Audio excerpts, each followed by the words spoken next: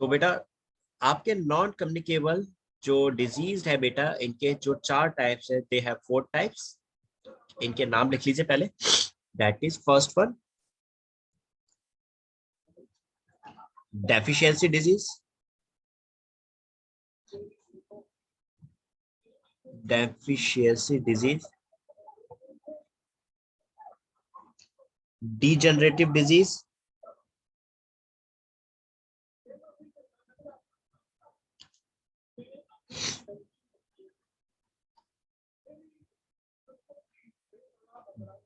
deficiency, degenerative,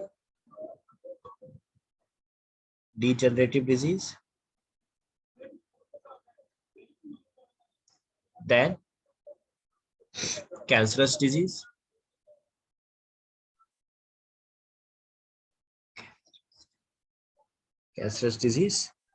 allergic disease. Sir आपने non communicable disease का heading दी थी, उसके बाद क्या लिखा है एक्चुअली सर, मेरा ज्वाइन नहीं हो रहा था। बेटा अभी हमने नॉन कम्युनिकेबल डिजीज में बस उसका एक इंट्रोडक्शन देखा कि वो डिजीज जो आपके इन्फेक्टेड पर्सन से हेल्दी पर्सन में ट्रांसफर नहीं होती। कम्युनिकेबल डिजीज जो आपके इन्फेक्टेड पर्सन से हेल्दी पर्सन में ट्रांसफर हो रही थी, ठीक है, चाहे फिजिकल कॉन्टैक्ट के थ्रू हो रही हो, चाहे किसी वेक्टर के थ्रू हो रही हो, या फिर एयर के थ्रू, फूड के थ्रू, वाटर के थ्रू ट्रांसमिट हो रही हो, यानी जो बीमार है उससे वो डिजीज उसके आसपास के लोगों में ट्रांसफर हो जाती है, दैट इज कम्युनिकेबल। लेकिन नॉन कम्युनिकेबल में ऐसा नहीं है। नॉन कम्युनिकेबल में क्या था कि अगर कोई पर्सन बीमार है तो वो बीमारी केवल उसी पर्सन के अंदर रहेगी, उसके आसपास के लोगों में ट्रांसफर नहीं होती। ये वाली बात समझ में आई बेटा? Yes sir. अब यहाँ पे आपको राइट, अब यहाँ आपको नॉन कम्युनिकेबल के 4 टाइप्स देखने को मिलते हैं। एक है डेफिशिएंसी डिजीज। डेफिशिएंसी डिजीज जो किसी मिनरल की कमी से या फिर किसी विटामिन की कमी से हो रही है, यानी आपके न्यूट्रिएंट्स की कमी से हो, दैट इज राइट, आपके न्यूट्रिएंट की कमी से, आप जो खाना खा रहे हैं उसमें प्रॉपर न्यूट्रिएंट्स ना हो, विटामिन ना हो, मिनरल्स ना हो, तो उनकी कमी से कोई डिजीज हो रही है, that is deficiency disease.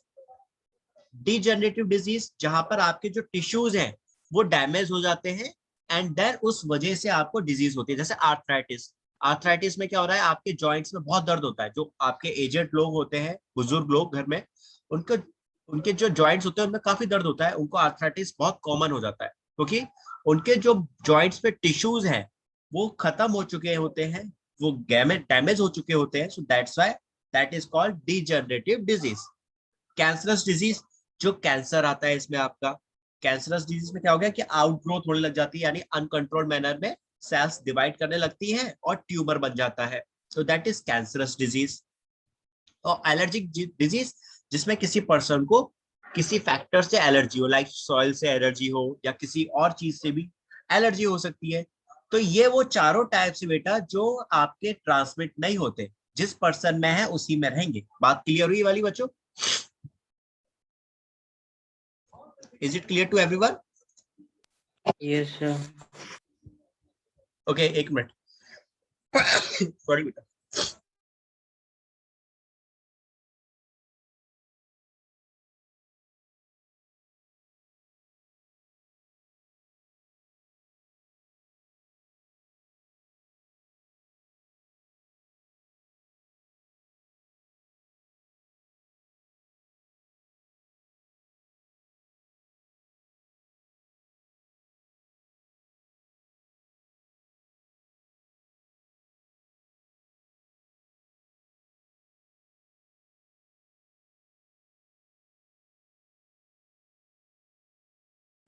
Okay बेटा, सो नॉट कम्युनिकेबल के जो ये 4 टाइप थे, आपको ये चारों समझ में आ गए ना? एक ओवरव्यू क्लियर हुआ सभी का आपको?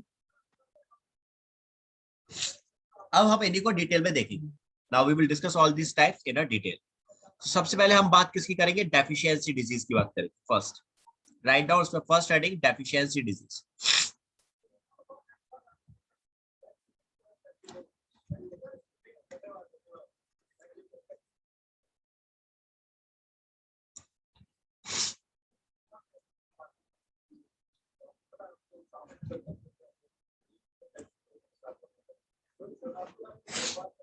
डेफिशिएंसी डिजीज जो न्यूट्रिएंट्स की कमी की वजह से हो रही है, तो राइट डाउन इस पे लिखो, these occur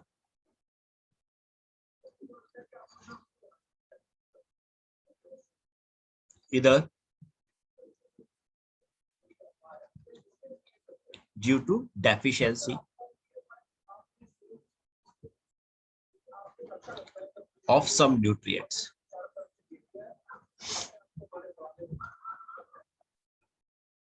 Deficiency of some nutrients in the diet.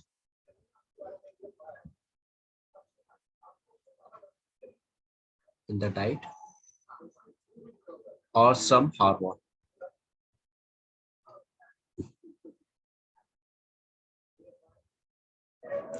ठीक है आपके। अब जैसे फॉर एग्जांपल बेटा डायबिटीज, डायबिटीज जो होता है बेटा इसका पूरा नाम होता है डायबिटीज मेलाइटस, लेकिन हम लोग इसको डायबिटीज भी बोलते हैं। ये किसकी कमी से हो रहा है बेटा? That is deficiency of insulin. अगर बॉडी में आपके ब्लड में इंसुलिन हार्मोन कम हो जाता है तो उस वजह से क्या डिजीज हो जाती है? पर्सन को डायबिटीज हो जाती है। बात क्लियर है बेटा सभी को? हम लोग के बॉडी में इंसुलिन पैंक्रियाज सेक्रेट करता है ना? या एग्जैक्टली बेटा, आपकी पैंक्रियाज की जो बीटा सेल्स होती है that forms insulin. Beta cells will form insulin, but जब ये इंसुलिन ठीक से नहीं बन पाता तो उस केस में आपकी जो ब्लड शुगर है वो कंट्रोल नहीं हो पाती है, और उसी कंडीशन को आप क्या कहते हो? डायबिटीज कहते हो। क्लियर ये वाली बात बच्चों सभी को? बेटो सभी को ये वाली बात समझ में आई? Insulin yes sir. ठीक है, that is secreted by pancreas. इसको सीक्रेट कौन कर रहा है? पैंक्रियाज करता है। और पैंक्रियाज में भी कौन बेटा? उसकी beta cells that will secret the insulin hormone. इस वाली बात को आप अलग से लिख लो, दैट इज बेटा। ठीक है, तो आप देखो इंसुलिन की वजह से क्या हो रहा है? डायबिटीज हो रही है। ऐसी और डिजीज देखो, right down next, that is dwarfism. Dwarfism का मतलब हाइट छोटी रह जाती है। अब डॉर्फिज जो होती है मतलब वो जो केस जिसमें हाइट बहुत ज्यादा बढ़ जाती है उसको जिंजाइटिस बोलते हैं ना? या बेटा दैट इज राइट राइट। तो आपका डॉर्फिज किस वजह से हो रहा है बेटा? दैट इज ग्रोथ हार्मोन की कमी से, कि जब ग्रोथ हार्मोन ठीक से नहीं बॉडी में बन पाए उस वजह से हाइट छोटी रह गई, दैट इज। तो बेटा आपको कुछ आइडिया समझ में आ रहा है डेफिशिएंसी डिजीज का? Are you getting the point? Deficiency होने से वो डिजीज कॉज कर रहा है। या एग्जैक्टली बेटा, राइट। किसी ना किसी डेफिशिएंसी की वजह से आपको कोई डिजीज हो रही हो।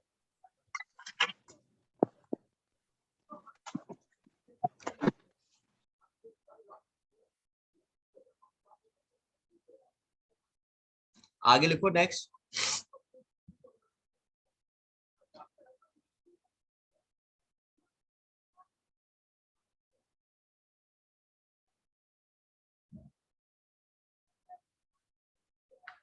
राइट डाउन डेफिशिएंसी विटामिन सी।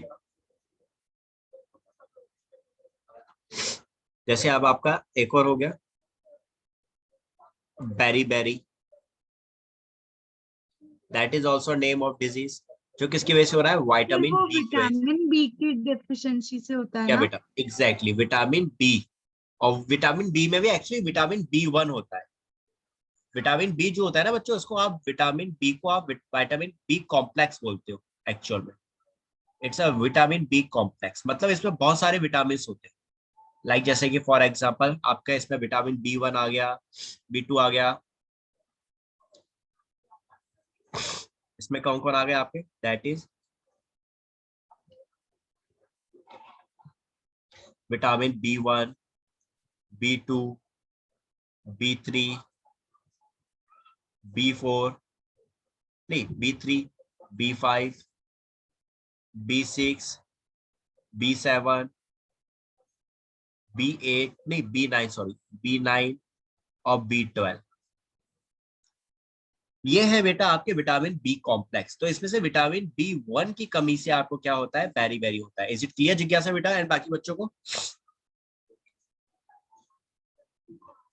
Yes sir. ठीक है ना? ओके बेटा। तो तो जैसे जिस विटामिन बी के इतने सारे मतलब कि पार्ट्स जैसे होते हैं, जैसे वैसे विटामिन ए के भी होते हैं। नहीं बेटा नहीं, सबके नहीं होते, सबके नहीं होते। आपके विटामिन बी के सबसे ज्यादा होता है, विटामिन बी के स्पेशली होते हैं, इसलिए इसको विटामिन बी कॉम्प्लेक्स बोला जाता है। Yes.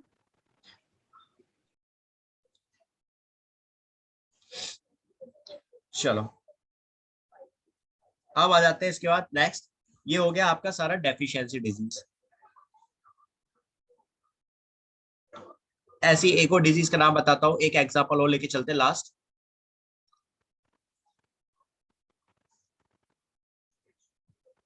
That is called kwashiorkor disease.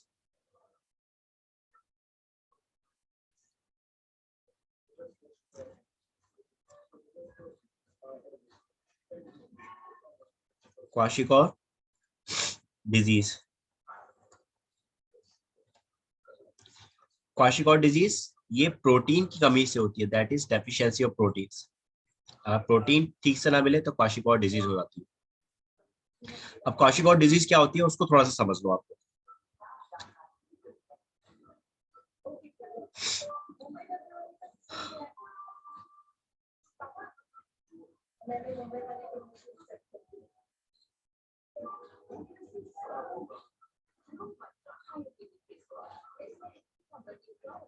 Kwashiorkor disease, इसके symptoms.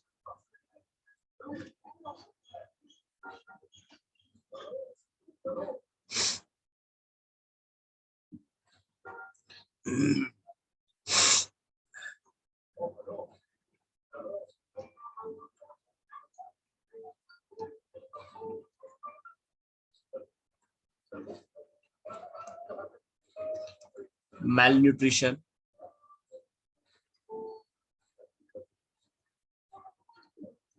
loss of appetite,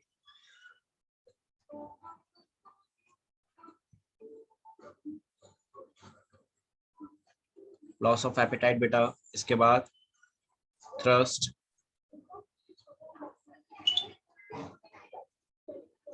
thrust क्या होता है? बहुत प्यास लगना।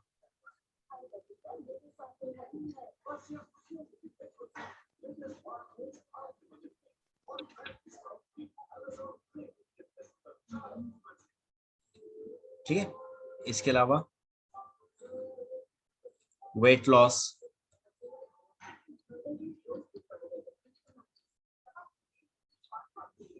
ईयर इन्फेक्शंस,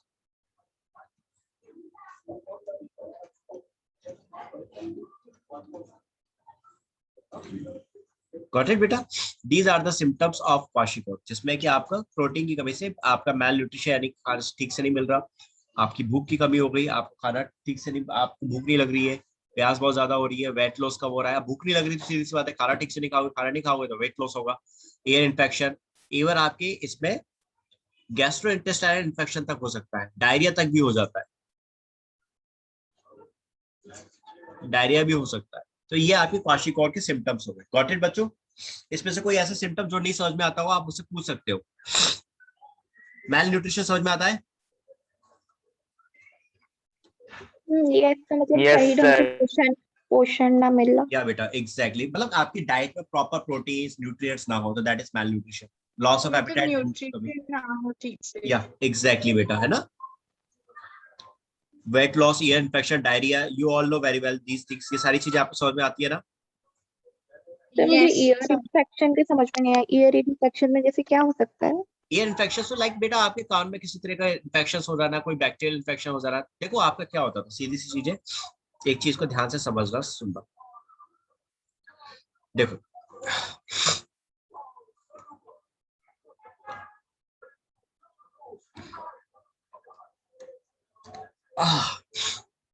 क्वाशिकोर में क्या होता था बेटा, ईयर इन्फेक्शंस भी हो सकते हैं आपके, आपका स्किन इन्फेक्शन भी हो सकता है, यहाँ पे स्किन इन्फेक्शन भी हो सकता था बेटा, हेयर लॉस भी हो जाता है। ऐसा क्यों है? देखो जब आपको न्यूट्रिएंट्स ठीक से नहीं मिलेंगे तो बेटा क्या आपका इम्यून सिस्टम ठीक से काम कर पाएगा? No sir. नहीं कर पाएगा ना। अब आपका जब इम्यून सिस्टम ठीक से नहीं होगा तो बेटा देयर विल बी चांसेस कि आपको इन्फेक्शन हो सके, आपको बीमार रहना स्टार्ट कर दोगे, आपको स्किन इन्फेक्शन हो सकता है, आपको स्किन डिजीज हो जाएंगी, आपके ईयर में इन्फेक्शन हो सकता है, मतलब आपके कान के अंदर कुछ प्रॉब्लम हो सकती है, सुनने में दिक्कत हो, कान में दर्द हो बहुत ज्यादा, दैट इज, ये सारी चीजें आपके हो सकती है। अब आपको न्यूट्रिएंट ठीक से नहीं मिल रहा, आपको प्रोटीन ठीक से नहीं मिल रहा, तो हेयर लॉस भी होना पॉसिबल है। सॉरी बेटा, गॉट इट? अब समझ में आई बात सभी को? सॉरी बेटा, बात समझ में आई अब ये? Yes sir. ठीक है बच्चों, still I am not well. चलो अब आ जाओ नेक्स्ट पॉइंट, डेफिशिएंसी डिजीज आपने समझ ली। अब आ जाओ दूसरी डिजीज, डीजनरेटिव, जहां आपके टिश्यूज जो होते हैं वो डैमेज हो जाते हैं।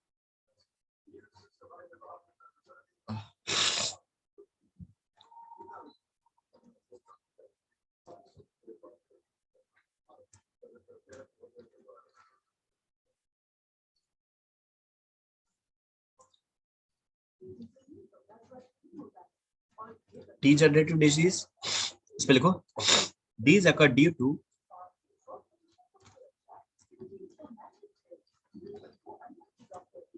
deficiency of some nutrients, deficiency of some nutrient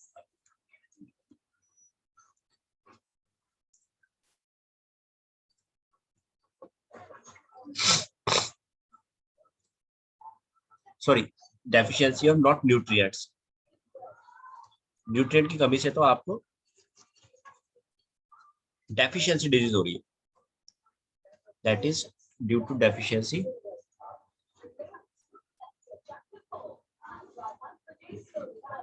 not deficiency, that is due to degeneration of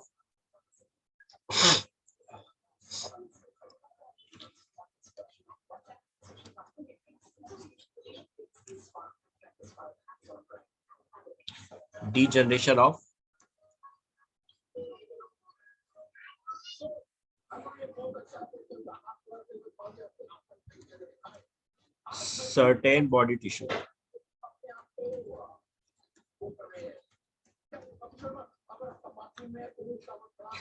body tissues,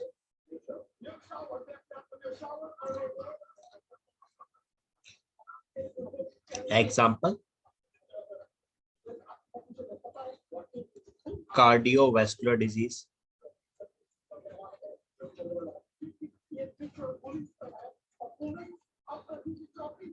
cardiovascular disease, that is heart or blood vessels related, of heart and blood vessels.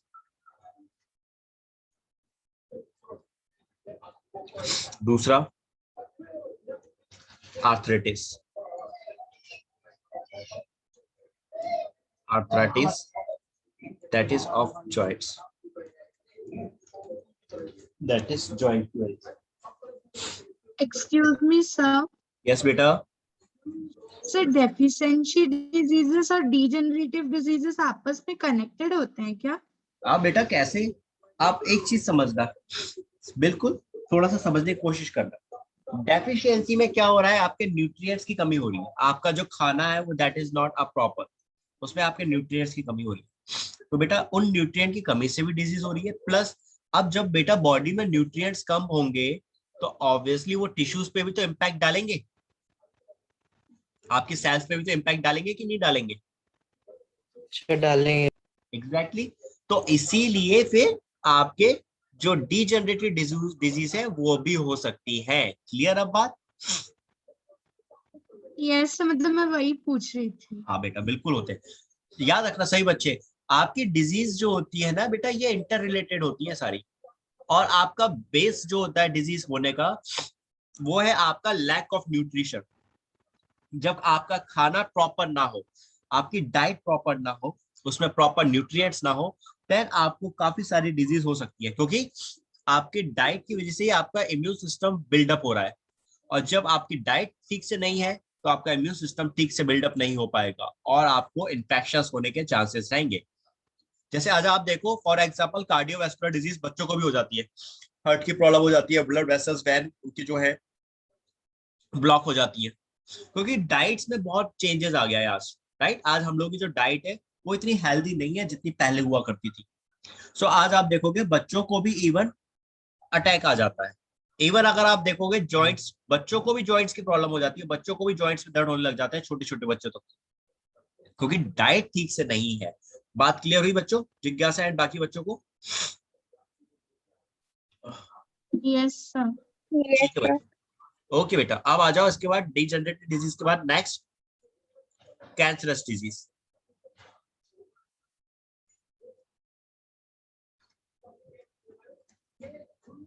Cancerous disease, cancer जिसमें आपकी sales में uncontrol manner में division होता है।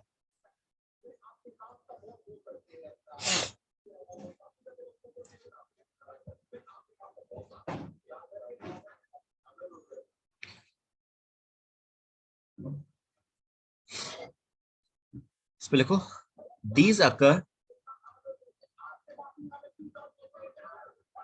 Due to uncontrol growth. जो मैंने अभी बताया ना, सेल्स अनकंट्रोल मैनर में डिवाइड करती हैं। Uncontrol growth and division of cells, division of cells in certain body parts, in certain body tissues.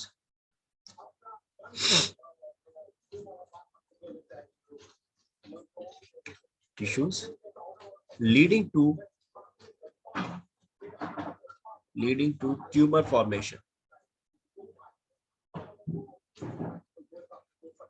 और आपकी क्या हो जाती है, ट्यूमर की फॉर्मेशन हो जाती है, दैट इज कैंसरस डिजीज। बच्चों ये वाली बात समझ में आई? कैंसरस डिजीज की कंसेप्ट समझ में आई वाला? Yes, Yes, sir. sir. अब मैं इसको हल्का सा डिटेल में दूंगा, समझाऊंगा। देखो, आपका जो ये कैंसर होता है बेटा, दो तरह के इसमें ट्यूमर्स बनते हैं। देखो आपके एक चीज याद रखो, आपकी ट्यूमर कब बने, जब सेल्स अनकंट्रोल्ड मैनर में डिवाइड होने लगी। अभी आपकी बॉडी में सेल्स कंट्रोल मैनर में डिवाइड हो रही है, सो कोई ट्यूमर नहीं बन रहा। लेकिन जब बहुत तेज रैपिडली सेल्स डिवाइड होने लग जाती है तो आपका ट्यूमर बनता था। ये ट्यूमर जो होता है ये दो तरह के। यस बेटा? सर जब अनकंट्रोलेबल मैनर में डिवाइड करेंगे तो फिर तो बॉडी तो स्वेलअप टाइप का हो जाएगा ना, मतलब जितने सेल्स चाहिए उससे ज्यादा ही सेल्स अगर होंगे तो फिर बेटा वो पूरी एडजस्ट बॉडी नहीं में कर नहीं, पाएगा। पूरी बॉडी में डिवीजन नहीं होता अनकंट्रोल्ड, किसी एक स्पेसिफिक पार्ट पर होगा। क्या लिखवाया मैंने यहाँ पे, स्पेसिफिक सर और बॉडी। मतलब ऐसे बोलते हैं कि ट्यूमर रिलेटेड अगर किसी का फैटी लिवर हो तो उसमें ट्यूमर डेवलप करता है। किसी में भी हो सकता है बेटा, आपके किसी भी ऑर्गन में भी डेवलप ट्यूमर हो सकता है। स्किन में कैंसर हो जाता है बेटा, आपकी आरबीसी, आपकी ब्लड सेल्स में ट्यूमर हो सकता है। It can be occur anywhere, जहां पर सेल्स बहुत जल्दी जल्दी डिवाइड हो रही है और एक आउटग्रोथ बना रही है, दैट इज ट्यूमर। जिज्ञासा ये वाली बात क्लियर? Yes sir. बाकी बच्चों को ये वाली बात समझ में आई यस सर। ना? Vandana, is it clear to you? Yes sir. Pranjal, Preeti, everyone बच्चों क्लियर ना? Supradeep, Ratnapriya, Rajesh? Yes sir. Yes, sir, is ठीक है, clear. यहाँ पे अब ध्यान से समझ, ट्यूमर बन गया यानी एक आउटग्रोथ हो गई स्किन पर, आपकी बॉडी में एक आउटग्रोथ हो गई, जिसको आप क्या कह रहे हो, ट्यूमर कह रहे हो। अब ये ट्यूमर दो टाइप के होते हैं बेटा, एक होता है बिनाइन ट्यूमर और एक होता है आपका मैलिग्नेंट ट्यूमर।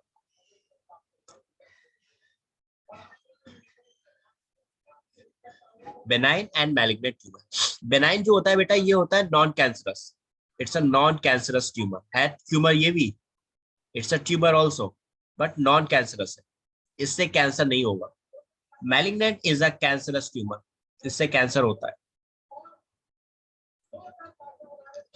दोनों ही आउटग्रोथ हो रही है, लेकिन एक कैंसरस है और एक आपका नॉन कैंसरस है। ऐसा क्यों? क्योंकि बिनाइन ट्यूमर जो होते थे बेटा, ये मेटास्टेसिस शो नहीं करते, इनमें मेटास्टेसिस नहीं होती, जबकि आपके मैलिग्नेंट में मेटास्टेसिस होती है, ये मेटास्टेसिस शो करते हैं। मेटास्टेसिस का मतलब मूवमेंट, कि आपके ये ट्यूमर मूवमेंट सॉल्व करेंगे, यानी ये जो कैंसरस सेल्स है मैलिग्नेंट ट्यूमर वाली, ये आपका मूवमेंट शो करेंगी, हो सकता है बॉडी के किसी और पार्ट में भी पहुंच जाए। जबकि जो बेनाइन ट्यूमर से ये मेटास्टेसिस शो नहीं करते, यानी यहाँ मूवमेंट नहीं होता। अगर आपके स्किन में ट्यूमर हो गया है और वो बेनाइन ट्यूमर है, तो केवल स्किन पे ही रहेगा, उसी पार्ट पे रहेगा जहां है, वहां से मूव करके कहीं और नहीं जाएगा। लेकिन मैलिग्नेंट में जो आपकी कैंसरस सेल्स है जिन्होंने ट्यूमर बनाया, वो अगर स्किन में कैंसर हुआ था तो जरूरी नहीं उसको ट्रीटमेंट कर दोगे तो वो बिल्कुल ठीक हो जाए। हो सकता है वहां से वो स्किन सेल्स में से कुछ ट्यूमर स्किन के या स्किन सेल्स जो होती वो बॉडी सर के किसी और, दोनों ट्यूमर्स हार्मफुल रहता है? Both tumours are harmful, but आपका मैलिग्नेंट ट्यूमर जो है यानी कैंसरस जो है ये लीथल है, ये ज्यादा डेंजरस है, इट इज लीथल, इसमें जान का खतरा है, इसमें कैंसर है क्योंकि ये कैंसर कॉज कर रहा है। Benign tumour is also dangerous but ये लीथल नहीं है, ये ऑपरेशन करके आराम से हटा सकते हो बेनाइन ट्यूमर को। बात क्लियर बच्चे? Yes, sir. एवरीवन बेटा प्लीज टेल मी, ये वाली बात समझ में आई? बेनाइन ट्यूमर क्या होता है, मैलिग्नेंट ट्यूमर क्या होता है, एंड मेटास्टेसिस क्या Yes, है? ओके ओके बच्चों। सर थोड़ा सर लेफ्ट मेरा साइड एक की है ना? क्वेश्चन है। हाँ बेटा क्या कह रहे हो? Sir I have a doubt. Yes please. Sir जैसे बेनाइन ट्यूमर एक आउटग्रोथ फॉर्म करेगा certain part of the body में, सर अगर हम लोग उसको रिमूव नहीं करेंगे तो क्या होगा? बेटा वो ग्रोथ करते ही रहेगा, करते ही रहेगा, एंड आपकी एक आउट ग्रोथ जो है वो सामने नजर आनी शुरू हो जाएगी। अगर वो सपोज करो ब्रेन के अंदर बेनाइन ट्यूमर बन गया है, ट्यूमर जो है ब्रेन में बन गया जिसको आप कहते हो ना ब्रेन ट्यूमर है, तो अगर वो ब्रेन में ट्यूमर बन रहा है तो बेटा इट इज नॉट गुड। अगर स्किन में भी आपका ट्यूमर बनता जाता है तो then it is also not good, क्योंकि उससे आपकी बॉडी के फंक्शंस पे असर पड़ेगा। सो इसीलिए ट्यूमर चाहे बेनाइन हो चाहे मैलिग्नेंट हो, उसको हटाना बहुत जरूरी होता है। बस मैलिग्नेंट में क्या होता है कि कैंसरस सेल्स है तो वो मेटास्टेसिस शो करेंगी, हो सकता है वो मूव कर जाए किसी और बॉडी के पार्ट में पहुंच जाए, तो आपके ऑपरेशन के बाद भी जरूरी है कि रेगुलर चेकअप होता रहे उस पर्सन का, ताकि देखते रहेंगे कहीं और बॉडी के पार्ट में कैंसर तो डेवलप नहीं हो रहा। बात क्लियर जिज्ञासा? सर ना मतलब जैसे बोलते हैं कि कैंसर जिसको होता है फर्स्ट स्टेज होता है, सेकंड स्टेज होता है, सर हाँ वो स्टेजेस कैसे डिटरमाइन करते हैं? बेटा, आप जब कैंसर होता है, देखो कोई भी बीमारी हो हर एक की एक स्टेजेस होती है, early stage and then second stage और एक होती है लास्ट स्टेज। अगर जैसे कोई बीमारी हुई जैसे कैंसर है, शुरुआत में ग्रोथ हुई, ट्यूमर देखा किसी पर्सन ने कि भाई ट्यूमर हो गया, या उसको शुरू में कुछ सिम्टम्स नजर आए लाइक वॉमिटिंग हुई जिसमें ब्लड आ गया, तो अगर वो शुरुआत में ही अपने आप को चेक करा लेता है और वहां पता चल गया कि भाई कैंसर है, उसके टेस्ट में पता लग गया कि दैट इट्स अ कैंसर, तो बेटा वहां पर क्या हो गया, वो अर्ली स्टेज में पता कर लिया, शुरू में पता कर लिया, और देन उसका ट्रीटमेंट पॉसिबल है, उसका ट्रीटमेंट कर दिया जाएगा।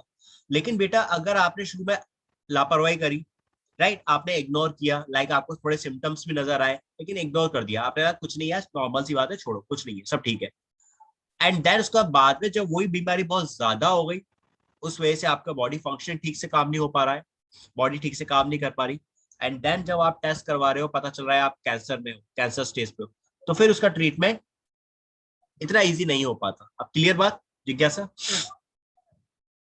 Yes sir.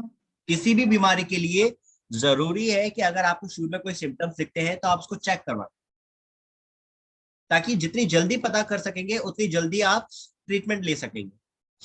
और कैंसर, एड्स, ये ऐसी बीमारियां हैं बेटा जिसका अर्ली ट्रीटमेंट बहुत इंपॉर्टेंट बेटा करता है, कि अगर आप अर्ली स्टेज में आप ट्रीटमेंट करवा लोगे तो आपकी पॉसिबिलिटी है सर्वाइव करने की, लेट करोगे तो फिर पॉसिबिलिटीज कम हो जाती है। तो ये हो गई कैंसर डिजीज। बच्चों सभी को समझ में आई ना कैंसर डिजीज क्या है? yes, Yes. sir. And last allergic disease, allergy हो रही है जिसमें,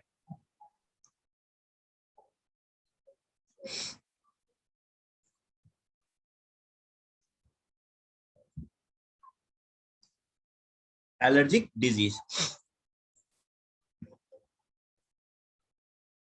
These occur due to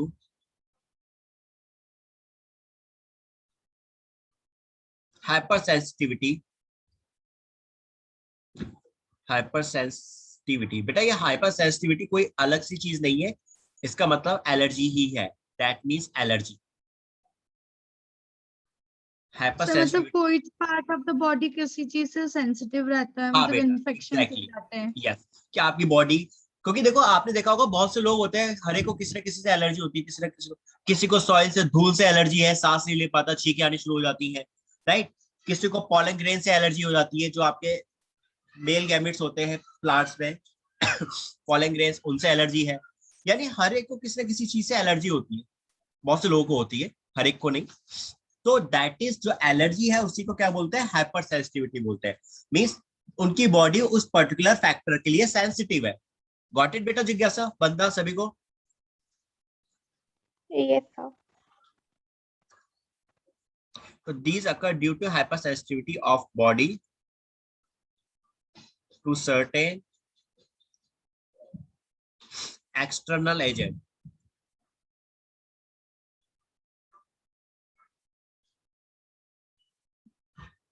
Called allergens. जिनकी वजह से एलर्जी हो रही है उनको क्या बोलते हैं, एलर्जेंस, कॉल्ड एलर्जेंस। ठीक है, जिन चीजों की वजह से एलर्जी हो रही है दैट इज कॉल्ड एलर्जेंस। अब एग्जांपल एलर्जी में क्या क्या आ गया, जैसे अस्थमा, सांस लेने की दिक्कत होती है इसमें,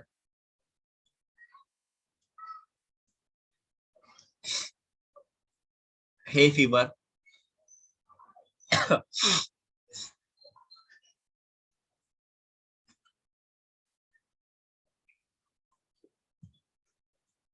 है fever that is,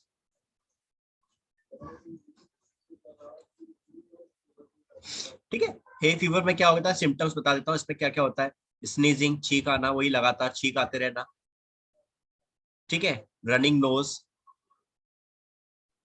runny nose and red watery. Sir मतलब अभी आपको भी एलर्जिक डिजीज हुआ है सर, आप ही छींक रहे हैं ना? हाँ बेटा, यू कैन से दैट। अभी मैं इसी स्टेज में हूँ थोड़ा सा, लेकिन cold is not a allergic disease, cold तो एलर्जी नहीं मतलब होती। जैसे मुझे मतलब थोड़ा सा धूल आने से मतलब तो मुझे हाँ मेरा छींकना स्टार्ट हो जाता है। हाँ, तो ये एलर्जी है, इट्स अ एलर्जी, ठीक है। आप एलर्जिक हो, आप एलर्जिक हो सॉइल के लिए, धूल के लिए, आपको डस्ट से थोड़ा बचने की जरूरत है। अभी अर्ली स्टेज में हो, क्योंकि धूल आई, आपको छींक आने लग जाती है, थोड़ा सा रनी नोज हो जाता है, तो ये अर्ली स्टेज है आपकी, ठीक है। लेकिन अगर ज्यादा आप कांटेक्ट में रहोगे तो हो सकता है आगे चल के फ्यूचर में कहीं अस्थमा ना हो जाए, सांस लेने में दिक्कत ना होने लग जाए। सो दैट इज बहुत जरूरी है कि आप शुरुआत में प्रिकॉशंस लिया करें। अब प्रिकॉशन में क्या, प्रिकॉशन सबसे बेस्ट है कि कभी भी बाहर जा रहे हो तो अपने चेहरे को ढक के निकलो, ताकि सॉइल के कांटेक्ट में ना आओ आप ज्यादा। समझ रहे हो जिज्ञासा? Yes sir. एंड बेटा बंदना, तुमने पूछा था ना अभी मुझसे? Yes, sir. हाँ, तो जो जैसे तुमने अभी मुझसे कहा ना कि सर आपको भी जैसे अभी स्नेजिंग हो रही है, रनी नोज है, तो बेटा ये कोल्ड है। और कोल्ड जो होता है ये कंटेजियस है, ये फैलता है एक से दूसरे पर्सन में, तो ये आपका कम्युनिकेबल में आ गया। लेकिन अभी यहाँ हम बात कर रहे हैं नॉन कम्युनिकेबल की, जो फैलती नहीं है। तो एलर्जिक डिजीज में आपका जो हे फीवर है ये कोल्ड नहीं है, इसको आप कोल्ड से कनेक्ट नहीं करोगे। हे फीवर में क्या हो रहा है कि आप किसी एलर्जन के कांटेक्ट में आ गए। जैसे आपने देखा है बहुत बार क्या होता है, घर में खाना बनता है तो उसमें जब वो मम्मी घर में मस्त एकदम उसमें जब वो लगाती है ना, कुकिंग करती है, खाना बनाती है, तो उसमें एकदम से फ्राई करती है जब चीजों को, छौंक सा लगाती है, उसके अंदर एकदम से मसाले डालती है, तो बहुत से लोगों को छींकें आनी शुरू हो जाती है। ऐसा होता है कभी घर में आप लोगों के साथ? Yes, sir, मेरे साथ Yes, होता है। sir. होता है ना? तो ये बेटा ये आपके दैट इज यस है ना, ये इसीलिए होता है क्योंकि वो जो पार्टिकल्स है, वो जो मसाले के स्पाइसेस के पार्टिकल्स है, वो हवा के थ्रू आपकी नाक में चले गए एंड देन आपको छींकें आनी शुरू हो गई। तो ये हर एक के साथ कॉमन होता है, लेकिन एलर्जी नहीं है। इट इज नॉट एलर्जी कि आप सभी को एलर्जी है इससे।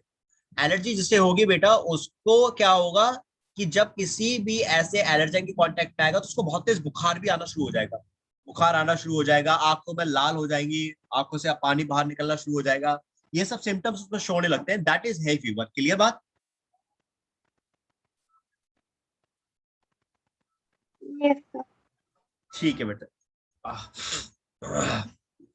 तो ये हो गए आपके that is non communicable disease और कम्युनिकेबल जो हमने लास्ट क्लास में देखे थे। बच्चों यहाँ तक समझ में आ गई वाली बात सारी?